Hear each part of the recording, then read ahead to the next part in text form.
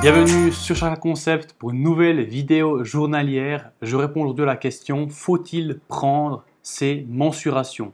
Donc premièrement, je vais poser un contexte car le fait de prendre ses mensurations n'est pas réservé à tout le monde. La personne qui souhaite viser un mode de vie sain, qui est un petit peu sportive, mais qui se, entre guillemets, satisfait de sa situation, n'a aucun besoin de prendre ses mensurations.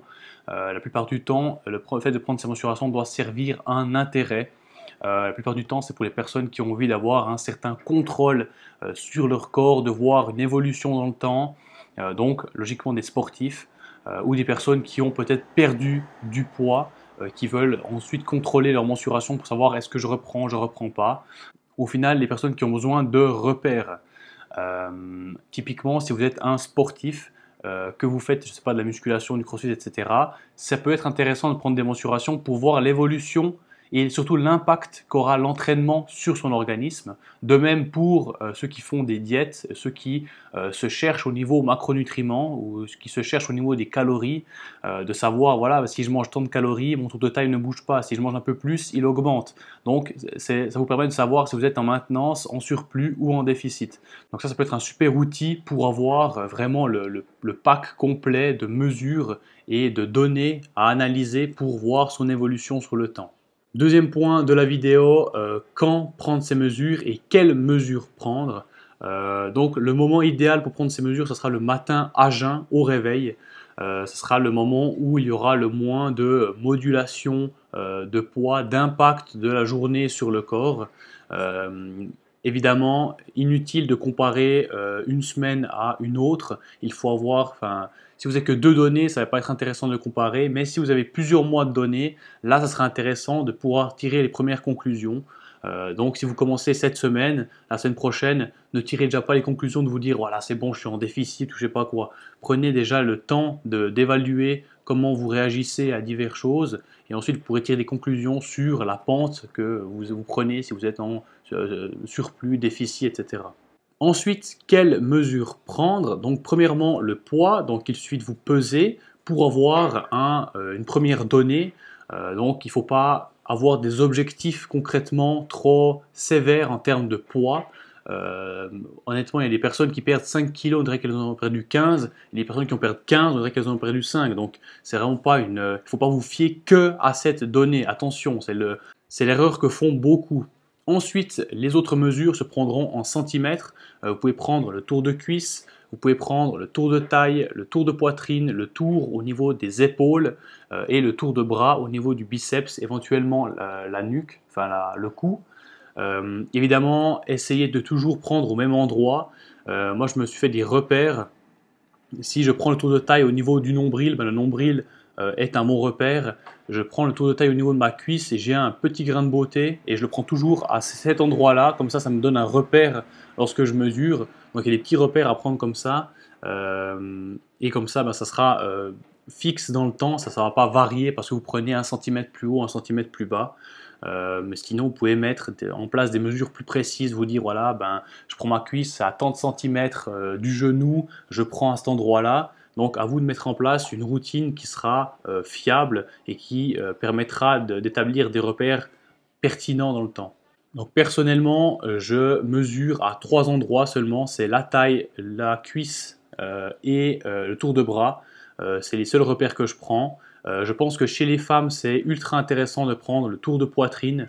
On sait que les seins sont souvent, sont du tissu plus ou moins gras qui évolue selon la diète que vous avez. Si vous êtes en déficit calorique, la poitrine va être souvent impactée par ce régime.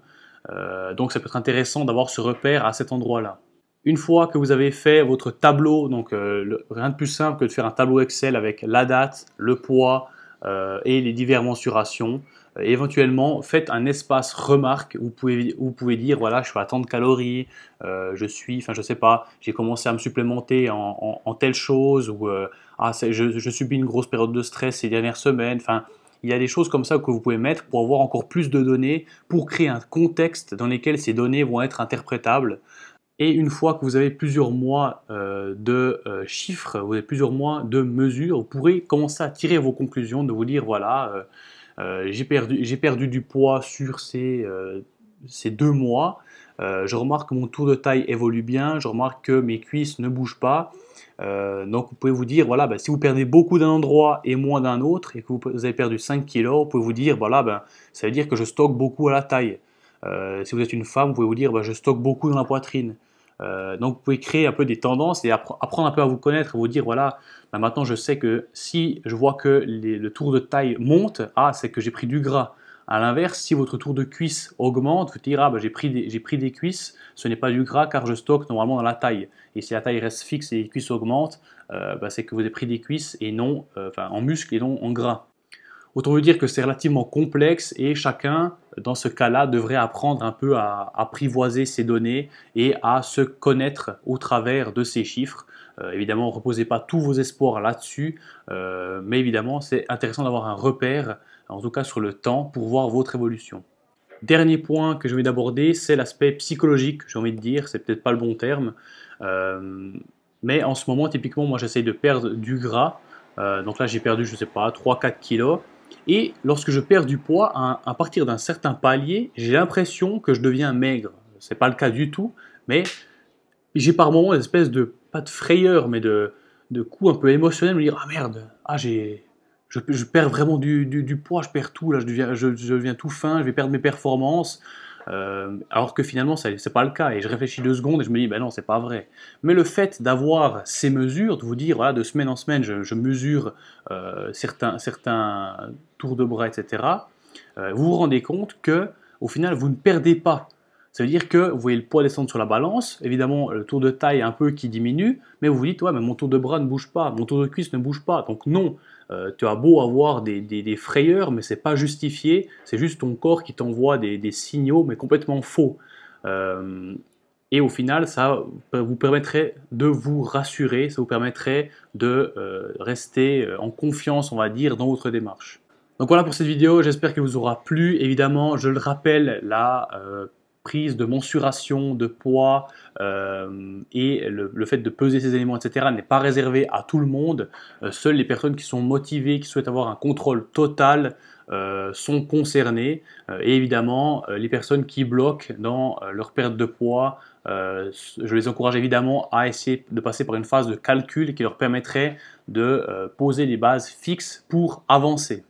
N'hésite pas à dire en commentaire si cette vidéo t'a plu, n'hésite pas à me proposer d'autres sujets de vidéos. Je te rappelle que cette série de vidéos journalières touche à sa fin. Encore quelques vidéos et ça sera fini.